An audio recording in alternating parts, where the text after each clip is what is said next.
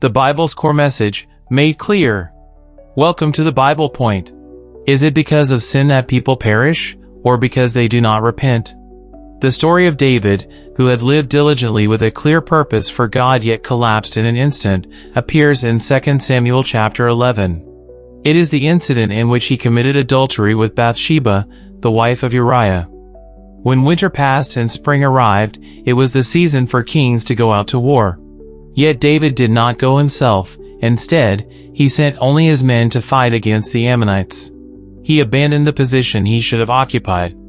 He lay on his bed all day, then rose in the evening and walked on the roof of the palace. There he saw Bathsheba bathing, sent for her, and lay with her.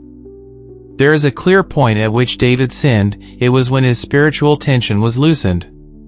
When he thought, "I have done enough," and laid down the responsibility he should have borne, his life became spiritually lax.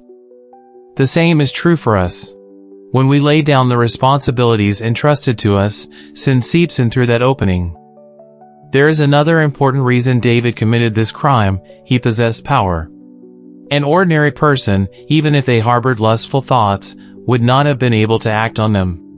But David was king, and he had the power to turn his thoughts into actions. The same is true today. People in the world who possess money and power often commit unimaginable sins and go unpunished. This is also why pastors who wield corrupt power commit sexual crimes within the church. Perhaps our lack of money and power is, in fact, God's grace protecting us from sin. David ultimately violated the 7th and 10th commandments of the 10 Commandments by coveting his neighbor's wife. Furthermore, he broke the 6th commandment, "You shall not murder." In order to conceal Bathsheba's pregnancy, he arranged for her husband Uriah to be killed in battle. Even after committing all these acts, David concealed his sin for an entire year without repenting. Yet God did not abandon him. He sent the prophet Nathan to confront his sin and rebuke him. This was the great grace David received. David had the power to kill Nathan, but this time he did not use that power.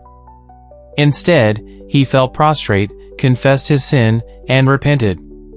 David is great not because he never sinned, but because he accepted the prophet's rebuke as God's word and seized the opportunity for repentance.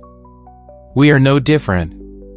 Some people dismiss the call to repentance as if it does not apply to them. When a clear rebuke comes, they may even grow to hate and reject the one who delivers it. Repentance becomes especially difficult the more one possesses. Yet David, though a man of great power, seized the opportunity for repentance. Had he not repented, he would not have attained salvation. It is not sin itself that sends people to hell, but the refusal to repent.